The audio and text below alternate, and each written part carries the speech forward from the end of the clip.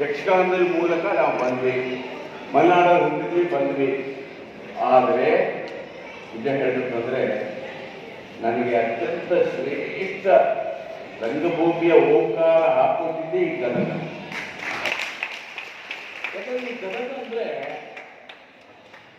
ಕರ್ನಾಟಕ ತುಂಬೆಲ್ಲ ನಾಟಕ ಕಂಪನಿಗಳಲ್ಲಿ ಕೇಳಿರ್ತಾರೆ, ಎಲ್ಲೆಲ್ಲೋ ಸಾವಿರ ಲಕ್ಷಾಂತರ ರೂಪಾಯಿಗಳ ಸಂಪಾದನೆ ಆಗ್ತದೆ, ಅಥವಾ ಕೊನೆಗೆ ನಾಟಕ ಕಂಪನಿ ಬ್ಯಾಂಕ್ ದುಡ್ಡೇ ಇರಲ್ಲ. ಆದರೆ ಗದಗದಲ್ಲಿ ಮಾತ್ರ ಹೊಂದಿರೋ ನಾಟಕ ಕಂಪನಿಗಳೆಲ್ಲ ಶ್ರೀಮಂತವಾಗಿ ಹೋಗಿದೆ. ಅಷ್ಟೊಂದು ಕಲಾ ಪ್ರೋತ್ಸಾಹ ಇಲ್ಲಿ ಇದೆ.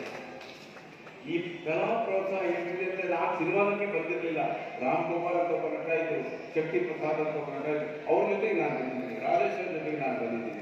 ಸಣ್ಣ ಸಣ್ಣ ಪಾತ್ರ ಮಾಡೋದು ನಾನು ಇಲ್ಲಿ ಬಂದು ಚೇಂಜ್ ಮಾಡಿದ್ದೆ.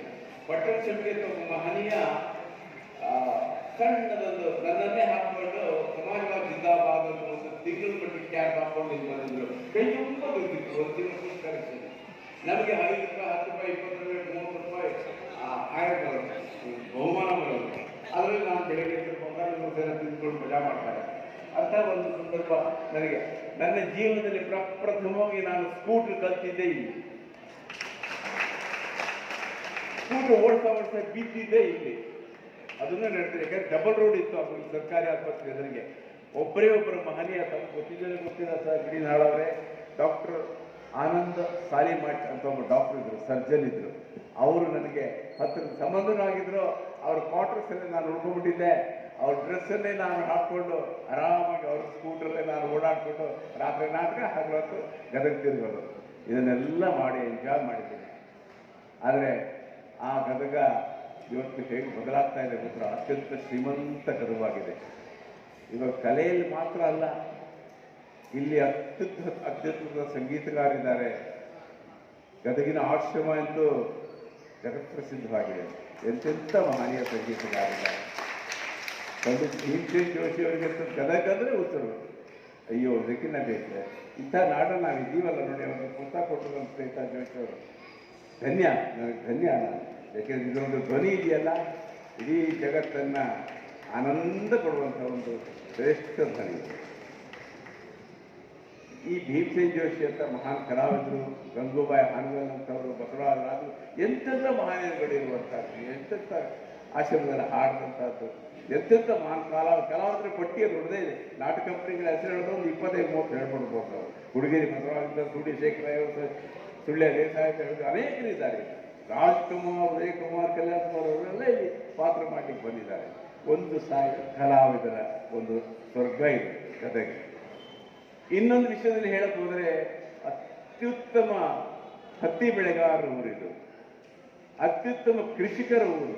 ಶೇಂಗಾ ಎಲ್ಲಿ ನೋಡೋದು, ಜೋಳ ಎಲ್ಲಿ ನೋಡೋದು, ತೊಗರಿ, ಹಸಿರು, ಸಾವಿರಾರು ಎಕರೆ ಹಸಿರು. ಇವತ್ತು ನೋಡು, ನಾನು ನೋಡಿದ್ನಲ್ಲ ಬಸ್ಸಲ್ಲಿ, ಎಷ್ಟು ಸುಂದರವಾಗಿದೆ ಅಂದರೆ ಗದಗ ಎಷ್ಟು ಶ್ರೀಮಂತವಾಗಿದೆ. ಆ ಪ್ರಕೃತಿ ಎಷ್ಟು ಸುಂದರವಾಗಿ ಆಶೀರ್ವಾದ ಮಾಡಿದೆ ಇವರಿಗೆ ಅನ್ನೋದು ನನಗೇನು ಆನಂದವಾಗ್ತಾ ಇದೆ.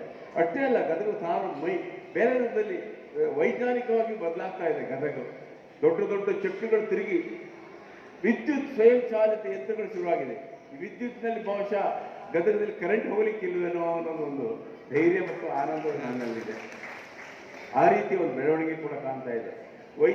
ಅನೇಕ ರಂಗದಲ್ಲಿ ಗದಗ ಇವತ್ತು ಮುಂದೆ ಹೋಗ್ತಾ ಇರೋದಂತೂ ಸ್ಪಷ್ಟವಾಗಿ ಕಾಣಬಹುದು. ರಾಜಕೀಯವಾಗಿ ಅಂತೂ ಬಿಡಿ, ದೊಡ್ಡ ದೊಡ್ಡ ವ್ಯಕ್ತಿಗಳಿದ್ದಾರೆ. ಜೋಶಿ ಅಂತ ಮಹನೀಯರು ಮಂತ್ರಿಗಳಾಗಿದ್ದಾರೆ. ಇವತ್ತು ಕಾರ್ಯಕ್ರಮ ಬರಬೇಕಾಯ್ತು, ಅವ್ರು ಬರಲಿಲ್ಲ. ಅವ್ರಿಗೆ ಒಂದು ಧನ್ಯವಾದವನ್ನು ಇದೇ ಹೊತ್ತಿನಲ್ಲಿ ಹೇಳ್ಬಿಡ್ತಾರೆ. ಯಾಕೆಂದರೆ ಮೋದಿ ಪಕ್ಕದಲ್ಲಿ ಅವರು ಇರ್ತಾರೆ, ಗೊತ್ತಿದೆ ನಮಗೆ. ಅಲ್ಲಿಂದ ಪ್ರಧಾನಮಂತ್ರಿಯಿಂದ ಇಲ್ಲಿವರೆಗೂ ಅವ್ರ ಲಿಂಕ್ ಆಗೇ ಇದೆ, ತುಂಬ ಚೆನ್ನಾಗಿದೆ. ಅದು ಬೇರೆ ವಿಚಾರ. ಎನಿವೆ ಮಹನೀಯರೇ, ನಾನು ತೊದಲು ನುಡಿತಾ ಇದ್ದೀನಿ. ನನಗೆ ಇವತ್ತು ಮಾತಾಡಲಿಕ್ಕೆ ಬರ್ತಾ ಇಲ್ಲ. ಮಾತು ಕಲಿತಾಗ ಮೌನವಂತೆ ಕಾರಂತರ ಹೇಳಿದಾಗ. ಹಾಗಾಗಿ ಅನೇಕ ಮಹನೀಯರುಗಳನ್ನು ಭೇಟಿ ಮಾಡಿದ್ದೇನೆ. ಅನೇಕ ವಿಶೇಷ ಗುಣಗಳನ್ನು ಗದಗಿನ ವೀರನಾರಾಯಣ ತಿಕೋಟೇಶ್ವರ ದರ್ಶನ ಮಾಡಿದ್ದೇನೆ. ಇವತ್ತು ನನ್ನ ಜನ್ಮ ಸಾರ್ಥಕತೆಯ ಪರಾಸೆಯನ್ನು ತುಂಬಿಕೊಂಡಿದೆ. ಹಾಗಾಗಿ ಮತ್ತೊಮ್ಮೆ ನಿಮ್ಮನ್ನು ನೋಡುವ ಸೌಭಾಗ್ಯ ಹಾಗೆ ಬರಲಿ.